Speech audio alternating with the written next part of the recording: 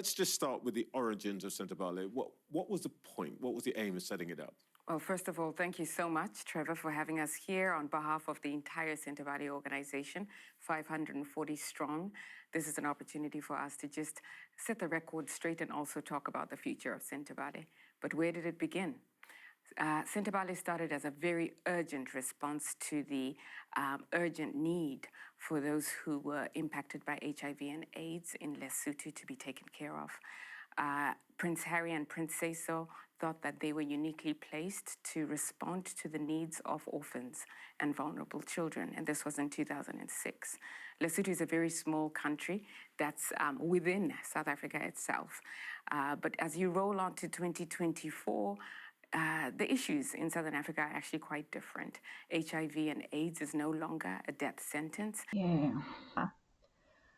So for her to sit there and say that HIV and AIDS is not a death sentence, it's not true when you look at the context of Lesotho being a low-income countries.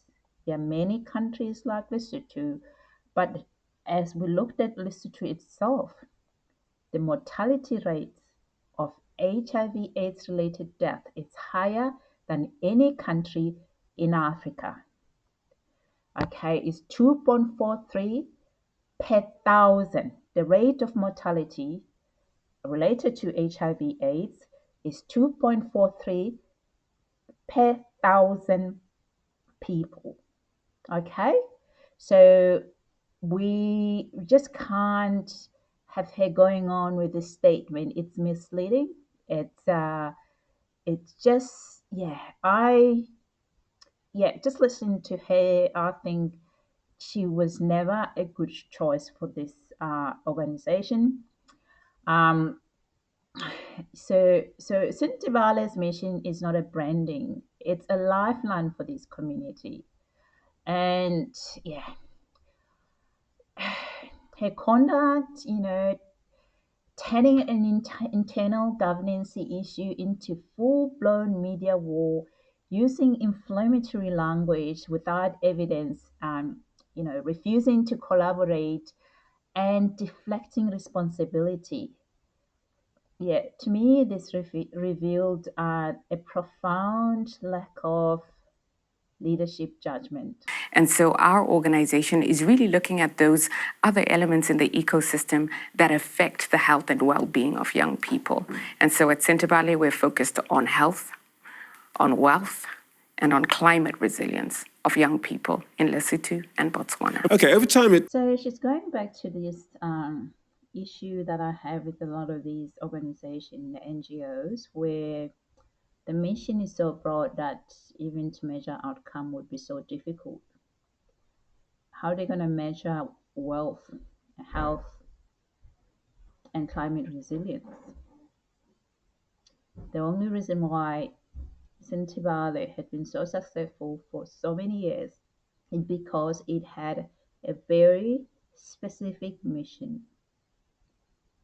And that mission was to remember those two women, mother of Princess Seeiso and the mother of Prince Harry, on their effort to work with children who are impacted with HIV/AIDS in the community of Lesotho. And so drifting away from that mission and going to this catchphrase, climate resilience, wealth, how this is going to be demonstrated, how this is going to be an objective and a mission that can be measured for the money that is donated to help this organization. So we're going back to that USAID type of, charity, NGO, with no clear missions, that it cannot really find how they're able to measure the outcome, what sort of impact they've had into this community. So the success of Sentebale, it's because of this narrow, smart goals that they've had, and you can actually track them. You can actually track those smart goals because they're very specific and measured. So she was never a good candidate for this role. She was never a good one. This one, never. She was never a good candidate. She is a true DI hire. Let's listen. Looked to be quite a big outfit. It's a multi-million-dollar outfit, I think.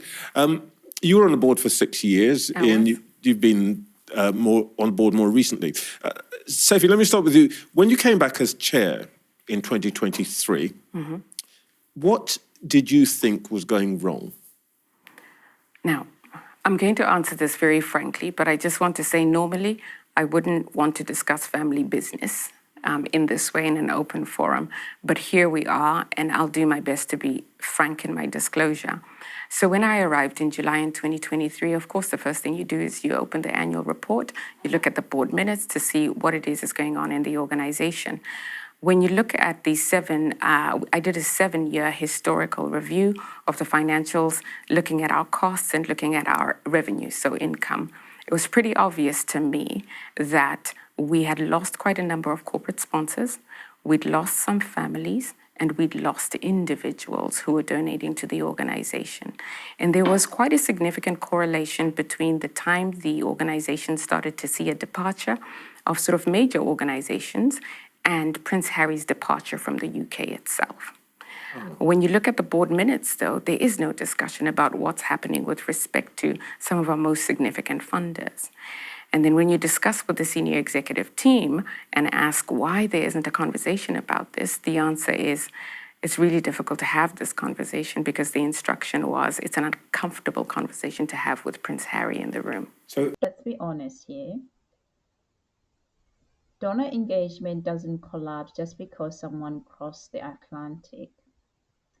In fact, Prince Harry continued to fundraise for Sentebale, promoting Sentebale through events like Aspen Polo match in 2022, and which raised a whopping $3.5 million in one day.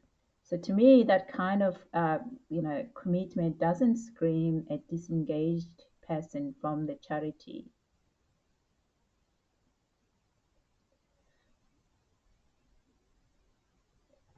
So what does cause a donor decline? A donor decline could be caused by leadership instability, by internal conflict, public allegation of mismanagement, and spending $500,000 on consultants with no clear return. That is what will lead to public disengagement, donor decline, which is something that she's been doing. So let's not confuse Harry's zip code with the charity's cash flow. The central point here is when you look at the risk register of the charity and funding, number one risk is that's Duke of Sussex. Yes. Is that your opinion, or? It is. It is. Ian, is that what you saw? Yes, I mean, I think there's something underlying that as well, which is quite interesting. So if you look at how boards of trustees should work, where the public gets their comfort from is that they live in a rules-based governance framework, which in this case is regulated by the Charity Commission. And you're expecting the board to act independently, to support the charitable objects and support the interests of the organisation as a whole. If you get some trustees or a part of the board which is serving an external party, that can create a number of difficulties and it can create dysfunctionality. Because if they are serving the external party over and above the interests of the charity as a whole, you can get into a muddle. To be absolutely clear here, you're saying, Sophie, number one, that what you discovered was essentially donors were walking because of the prince's reputation. Yes. This NGO, Sentebale, was actually a legitimate, highly regarded charity.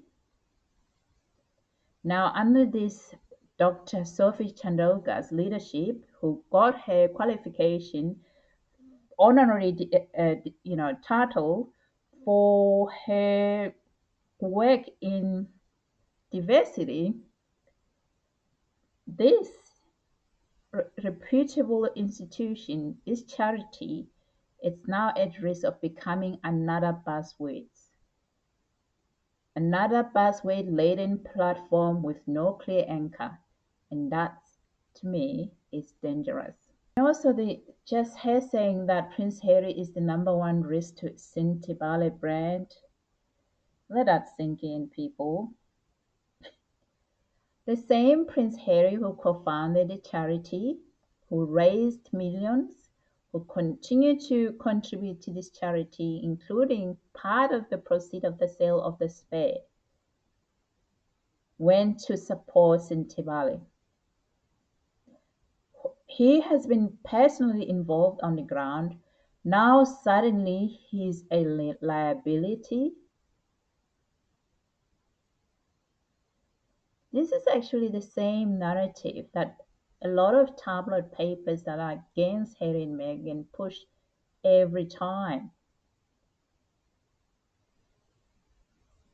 As if now for Harry stepping away from the institution of the monarchy, now somehow the same Harry has become different, has become toxic.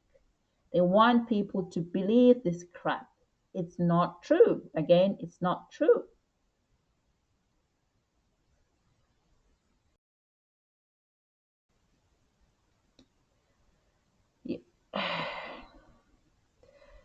Sentebale did not need a corporate disruptor. It needed a commitment, grounded leader with humility, cultural insight, and emotional intelligence.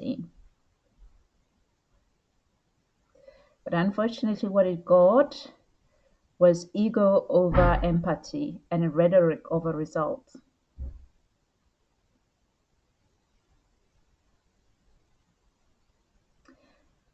And the children of Lesotho and Botswana, they're the one paying for this crap.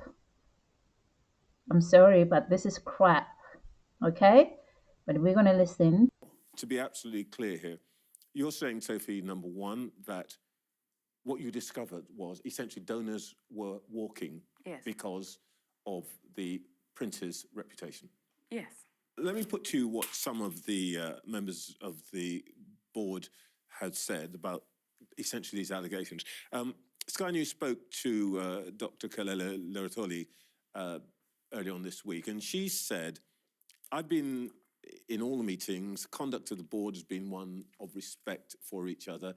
All of this came as a shock to me. What exactly is the difference then? Okay, I'll give my... Dr. Leratoli doesn't recognise the picture Dr. Leratoli doesn't recognise the picture you're painting. Yeah, so I'll answer that question in 2 parts, and Ian, it would be good to get your perspective as well. I'll be very direct with respect to Dr. Kelly. He had the worst attendance record, and even when he was in the meetings, he didn't actually contribute that much. So I'm not surprised that he didn't know much of what was going on in the organization. To be fair, I mean, he's not here to answer for himself. Yes. But what he's saying is that when he was in the meetings, there was no conflict. Everything was pretty straightforward, and he can't see the allegations that you're making about poor governance in his experience. He doesn't recognise them. I think, as a matter of fact, I mean, he wasn't in all the meetings, and if you have irregular attendance, then you're not going to see the trend over a long time. Here's the thing to remember.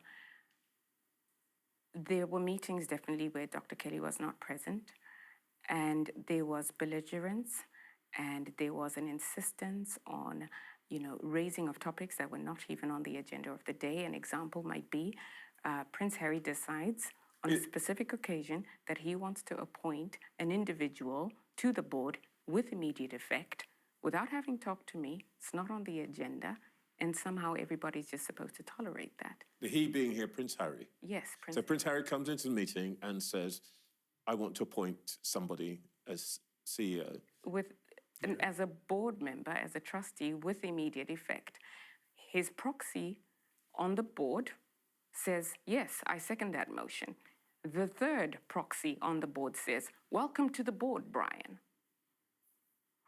And everybody's shocked and quiet. But this is what happens when the prince is in the room and no one has the courage to speak.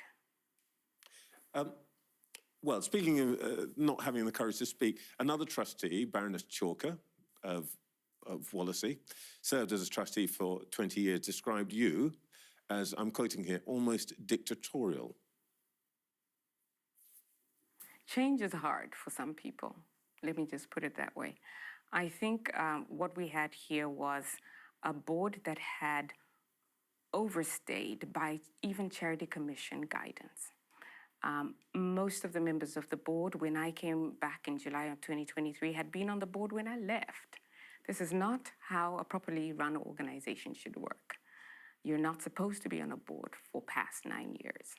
Most of these individuals were there for 5, 10, 15, now 19 years. And so what you have is entrenchment. And there's a reason why you have term limits, because people begin to mark their own homework, and turkeys don't vote for Christmas.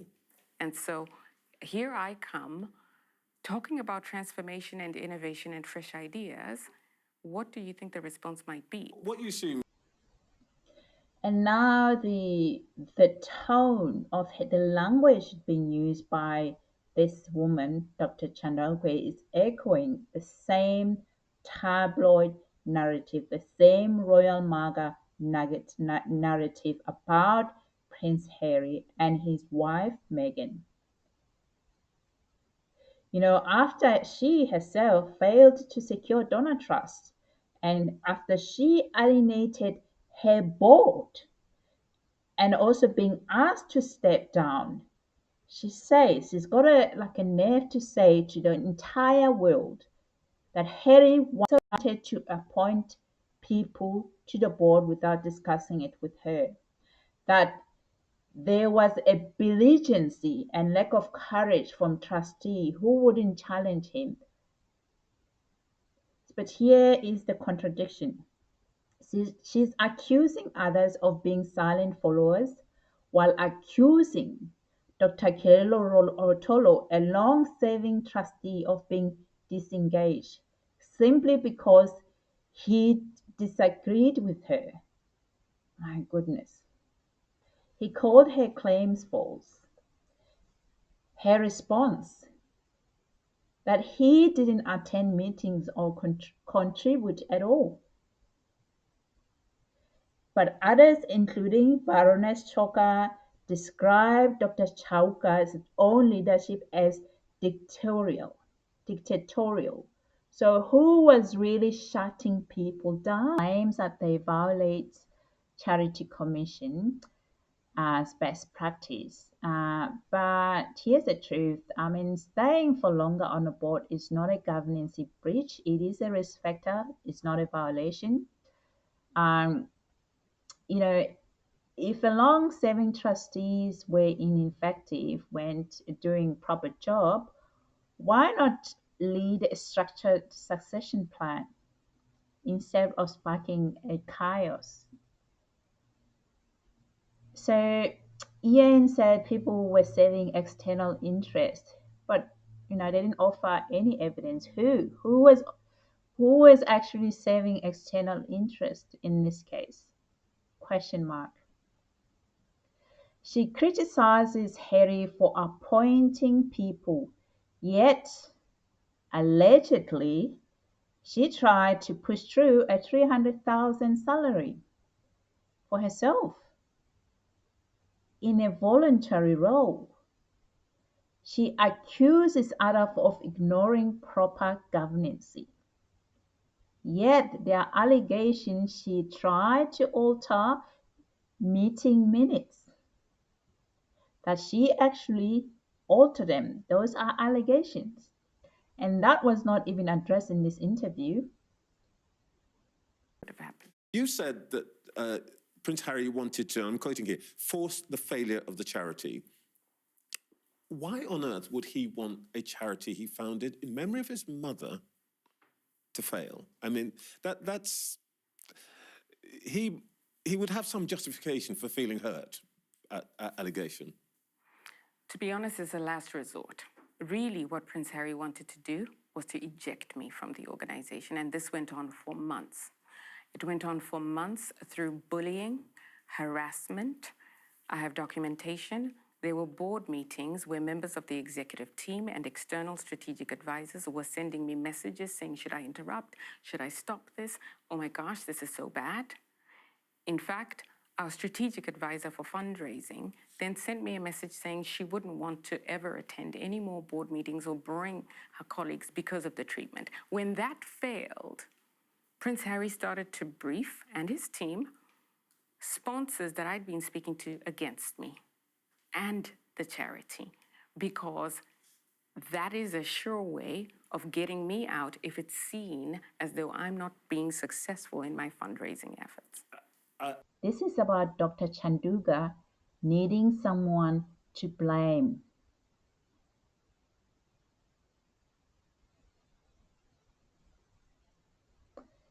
Yes, it's convenient to blame the most famous person in the room, especially one who's already being targeted by the press.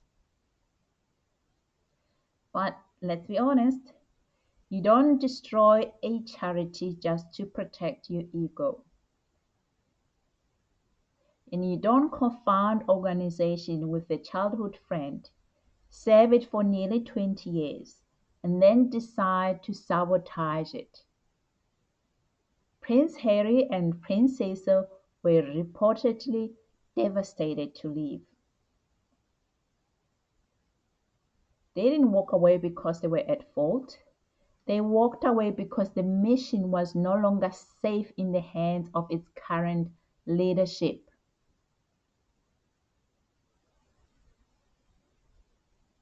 Let's talk about where things, as you saw it, started to go wrong. One of the incidents was the fundraising, the Polo tournament, which is one of the ways in which Sentebale raised a lot of money. What happened? We were so fortunate to have the opportunity to do a Polo challenge in Miami last year in April. We had a very generous family that was happy for us to use their polo grounds at a material discount. And then about a month before the event was about to take place, Prince Harry called the team and said, I'm doing a Netflix show, and I would love to bring a camera crew so that I can include some footage in this show. And so the team called me and tell me, oh, Prince Harry's made this request, so we're doing the things. I said, you can't be doing the things without seeking consent from the property owners, the sponsors, all the guests. Nobody signed up into being on a Netflix show. And so we have this discussion about the need to talk to everybody. We come up with draft agreements. And of course, the venue owner says this is now a commercial undertaking. So here are my terms. We couldn't afford it. So now we lost the venue. So we went to another venue, and we were lucky enough that through Prince Harry's connections, actually, and a friend of his, there was another family that was prepared to host. The show went on, but there was a lot of disruption, right? A lot of people were unhappy because we'd worked on this for months. At the actual, on the actual day, we had Prince Harry, which is always wonderful. The Duchess decided to attend, but she told us she wasn't attending.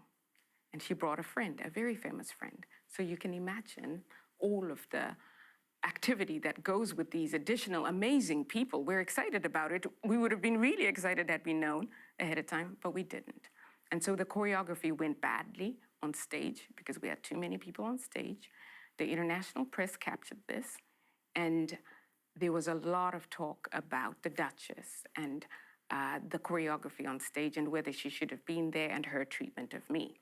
Prince Harry asked me to issue some sort of a statement in support of the Duchess, and I said I wouldn't. Not because I didn't care about the Duchess, but because I knew what would happen if I did so, number one. And number two, because we cannot be an extension of the Sussex. What would have PR happened machine. if you had simply just said, there's nothing wrong with what's happened, what the Duchess did? Well, the Duchess has told Dr. Sophie Chandauka to make a press release about her, and then she'll get even worse trolling. That's what would have happened. new trustees in this organization, Ian, who we know works with Prince William, said something that really struck me. He claimed that when Sentebale was founded, Prince Harry was young and that the governance structure now needs to change because it wouldn't attract institutional funder as it stands. Yes, Harry was in his 20s when Sentebale was founded, but in nearly 20 years, it becomes a trusted and respected charity across Lesotho and Botswana. In fact, across the Southern African region, it has raised millions, delivered real results, and maintained long-standing partnerships, all with its original leadership model in place. So what changed? Harry didn't become less competent. The agenda changed. The health, the wealth, climate resilience, that's the one that's changed.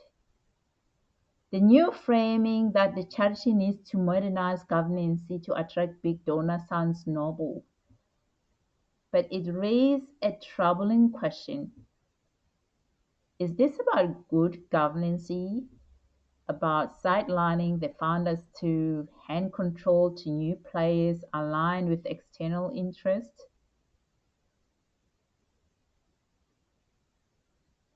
So, because when Ian suggests that decisions might be based on patronage instead of the board, he is planting doubt about Harry's role without offering evidence of misgovernance. So it's subtle but powerful move, one that mirrors what we've seen happen in many post-colonial or philanthropic spaces where local or grassroots founders are eventually pushed out by professionalized, donor-driven boards that prize institutional credibility over lived mission. And who lose in all this restructuring? The children, the mission, the community of Sentebale. The the reason why the Sentebale existed. Let's talk about where things, as you saw it, started to go wrong. One of the incidents was the fundraising, the Polo tournament, which is one of the ways in which Sentebale raised a lot of money. What happened? We were so fortunate to have the opportunity to do a polo challenge in Miami last year in April. We had a very generous family that was happy for us to use their polo grounds at a material discount. And then about a month before the event was about to take place, Prince Harry called the team and said, "I'm doing a Netflix show, and I would love to bring a camera crew so that I can include some footage in this show." And so the team called me and tell me, "Oh, Prince Harry's made this request, so we're doing the things." I said, "You can't be doing the things without seeking consent from the property owners, the sponsors, all the guests. Nobody signed up into being on a Netflix show." And so we have this discussion about the need to talk to everybody. We come up with draft agreements. And of course, the venue owner says, "This is now a commercial undertaking. So here are my terms." We couldn't afford it. So now we lost the venue. So we went to another venue, and we were lucky enough that through Prince Harry's connections, actually, and a friend of his, there was another family that was prepared to host. The show went on, but there was a lot of disruption, right? A lot of people were unhappy because we'd worked on this for months. At the actual, on the actual day, we had Prince Harry, which is always wonderful.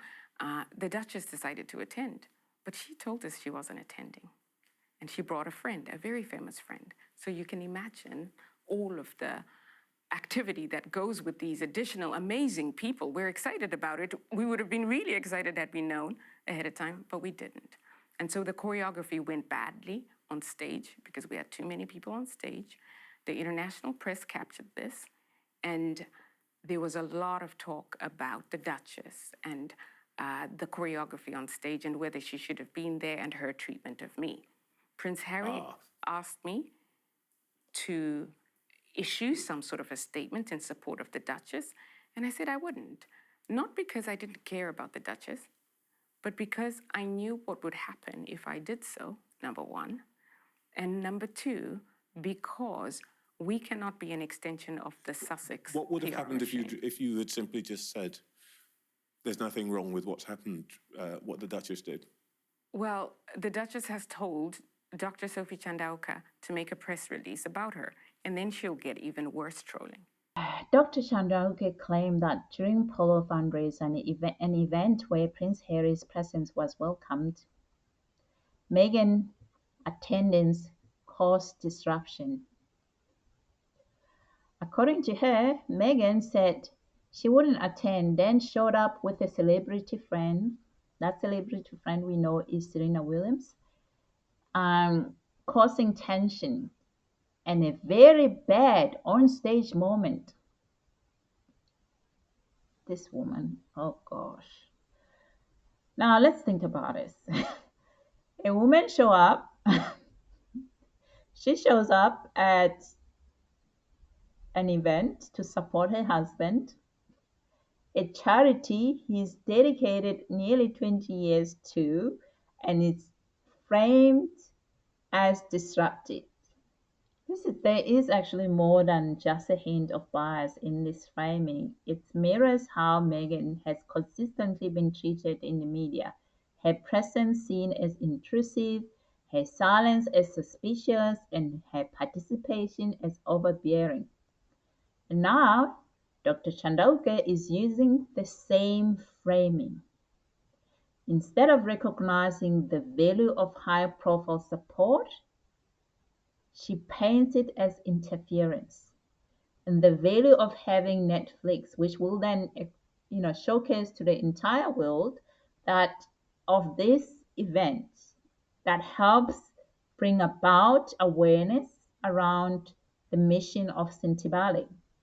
If I was involved as a person, as a chair, this will be a golden opportunity to ensure that the world and other people who are influential, they know about what we do. I wouldn't want to be doing some unknown backyard with some people that are unknown, because who would know about Sentebale, about Polo event, a Sentebale that does some really incredible good work. The best opportunity is to have Netflix. You would think. I mean, you don't even need to be that brilliant to know this. That exposure like that can do a lot more help for an organization.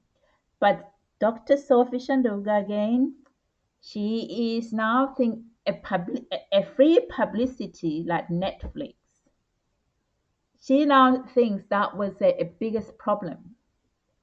I mean, that actually brings me to me thinking that, she was never the suitable candidate for this role. Never at all. A true DI hire. That's her.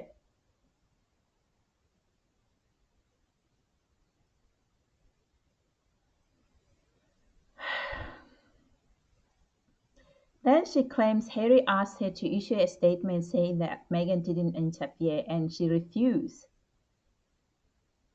and said she didn't want it to be an extension of Sussex's. But this isn't about being an extension, it's about clarity.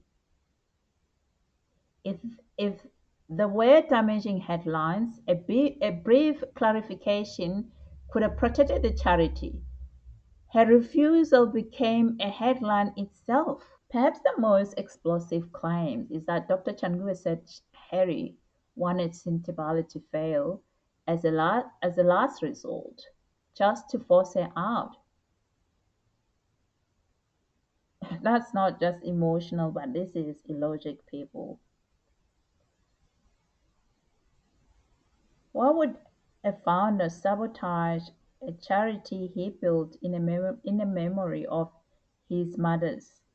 Why would the two founders who built this charity in the memories of their mothers and in partnership with Prince Seeiso, both of whom They have invested years in personal, financial, and emotional capital into this mission. So why would they do that? If anything, the people who have led Sentebale for 2 decades seem devastated by the recent resignation. They left because they could no longer support the direction under Dr. Chandauka's leadership. She also claimed Harry briefed donors and sponsors against her, that her failure to secure funding was being blamed on her recruitment strategy. But isn't fundraising part of Chair's role? If her strategy wasn't working, shouldn't that be open for discussion? Because that is what the role of the chair is, to fundraise. If you're not successful, then it's how we're going to be discussing that. We're going to discuss, we're going to review your performance. This is her performance review. She failed in the performance review of her role. She didn't meet the objective of the organization. Oh gosh, this woman, I am so sick of her.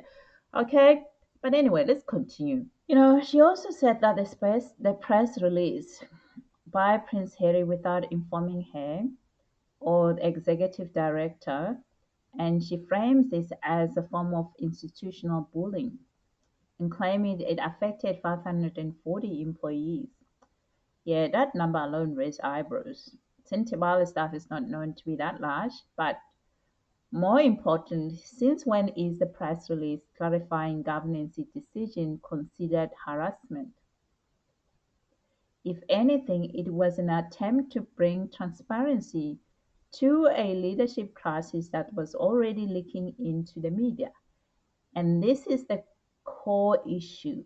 She interprets every action taken by Prince Harry as chair, as patron, and as co founder as a personal attack. This isn't leadership.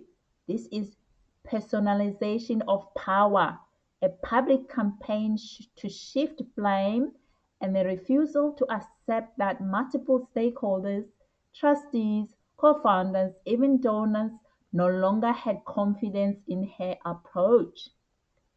At the end of the day, Dr. Chandauka may see herself as a reformer, as wronged by Prince Harry, but the pattern tells another story.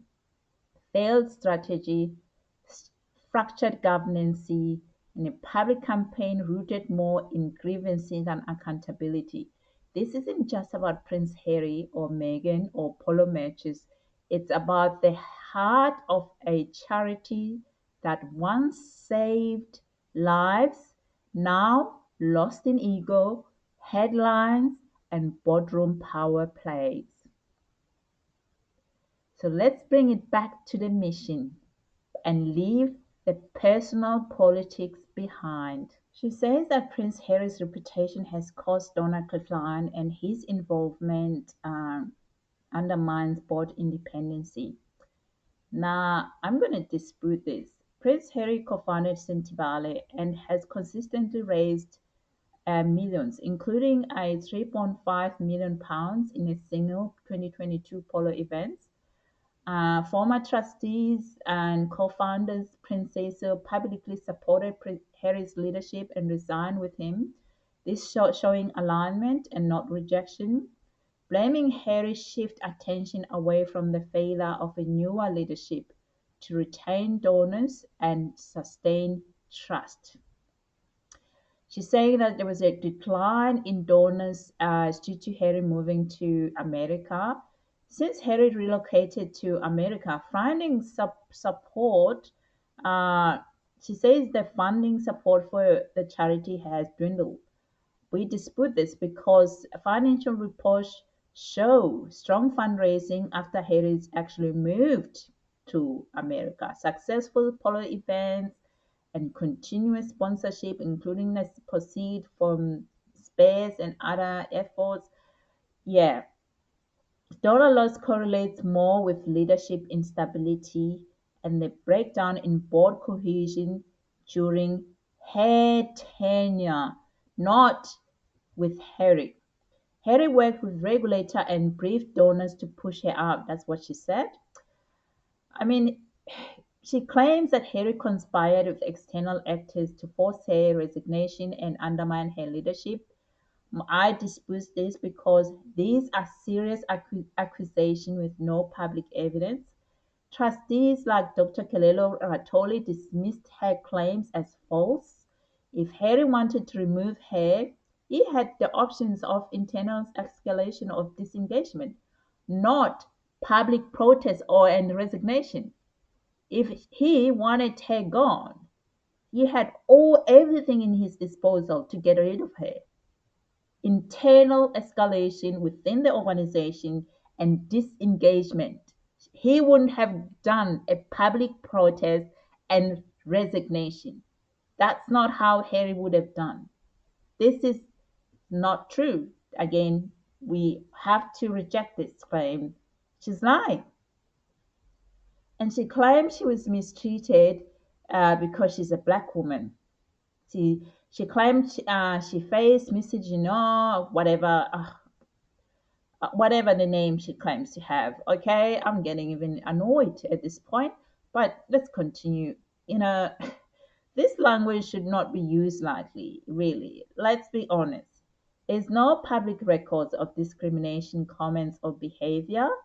And the former trustees, including long serving individuals of diverse backgrounds, reject this narrative. Using these terms to defend poor governance dilutes their power for real victims of discrimination.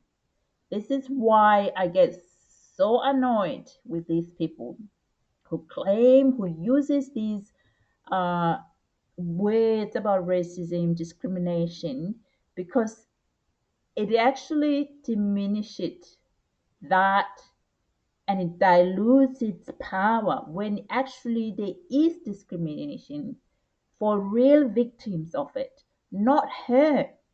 She's so far just listening to her. There's so many stuff that she said that suggests to me she was not competent enough to lead this organization. It was a wrong choice. No wonder they wanted her out of this role. She was not competent. She didn't have the curiosity, the understanding of her role, what this means to be a chair of Sentebale. She had no clue. She could not work at high pressured environment just like stage and have photos. She could not even figure that one out. It's not even hard.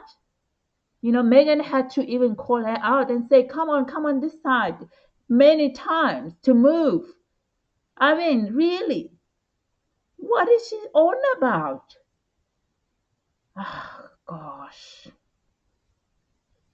I mean, saying that Megan caused disruption by attending a polo event unannounced. Megan showing up to support her husband is not disruptive. It's standard for charity events to involve public figures and celebrities. The real question is, was the event poorly managed internally? Blaming Megan for bad on stage moments avoids responsibility. That's the real thing here. I mean, just having a stage to take a photograph and pick up that cup isn't hard, people. It's not a hard thing to figure out who should stand to who next. It's not a record science, you know? You could figure that one out. You don't need to plan for a couple of days to do that. It's another indication that she was never up to this role. You know, she's never up to this role. She was never a good candidate for this role. She lacks the leadership, she lacks the understanding of the organization's mission as a whole. She is just a lost soul. No wonder people didn't want to work with her. And another claim was Harry pressured her to issue a statement. He asked her to deny Meghan's interfered. She refused to be an extension of the Sussexes. Oh my God. If a patron asks you as a chair to offer a clarifying statement, that is not cohesion, people. It's damage control for a growing media crisis. Refusing to clarify only added fuel to the speculation, was showing a lack of regard for reputational protection. She lacks the regard of protecting the image, to protect the brand, the image. She doesn't have it. She was never good for this role. She doesn't understand this. And then claim that if Harry issued a press release, that was bullying.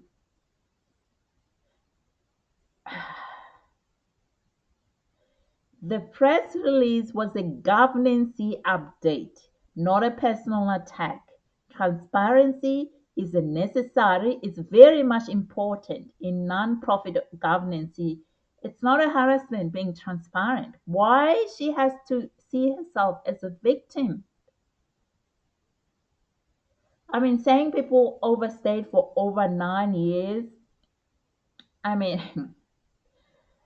9 years guideline is a recommendation, people, not a strict rule. Okay, just be aware, it's a recommendation, it's not a strict rule. Long serving trustees are often pillars of continuity, especially in charities rooted in long term community work.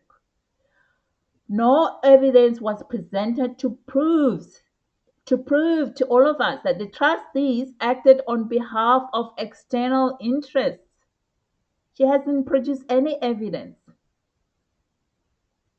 And she claimed that Dr. Kelelo Ratol was disengaged, discrediting critics instead of addressing their points is also a red flag. She's discrediting the critics she personally attacked Dr. Kelelo Ratoli instead of actually addressing the criticism. That also itself is a red flag. Okay, people? Dr. Rotoli has directly contradicted her claims, lending weight to the idea that her narrative is personal, not institutional. Also, what the Ian who worked for Prince Williams, which is another issue here that I am seeing, that I think that may be at play. Sooner or later we'll hear more details about this involvement. But let's continue. That Harry's role is outdated and unattractive to measure donors. But I dispute this because Sentebale has raised millions in the same structure for nearly 20 years. Changing governance for optics, not, not impact, can alienate loyal donors and partners. Institutional donors support credibility and consistency, not boardroom chaos. So, even with the mission of health, wealth, and climate resilience, is still a problem. And she said because HIV is no longer a death sentence, well, that is actually a mission drift, not progress to me. So the original impact of Sentebale are being diluted by vague development rhetoric. This is what's going on here, people. Okay? She's framing herself as a victim while undermining Prince Harry, Prince Seeiso, Meghan, Sussex, and long-serving trustees. It's part of larger pattern of failed leadership disguised as moral reform, personal grievances recast as institutional injustice, symbolic languages used to deflect accountability.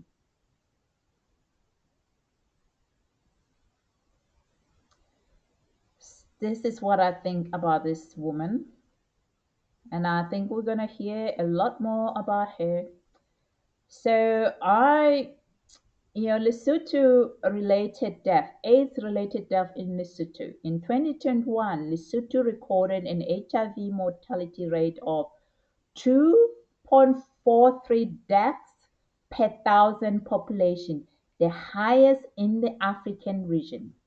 And this woman is going to come and tell the world that HIV is not a death sentence. It may be true in developed world, but it's not true in developing countries and middle income countries, especially Lesotho.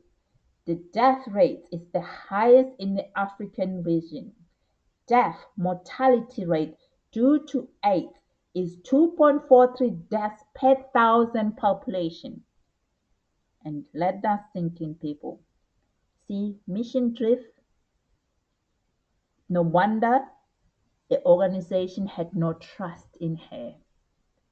Thank you guys for listening. If you're new here, please consider subscribing. Until next time, have a lovely day. Bye for now.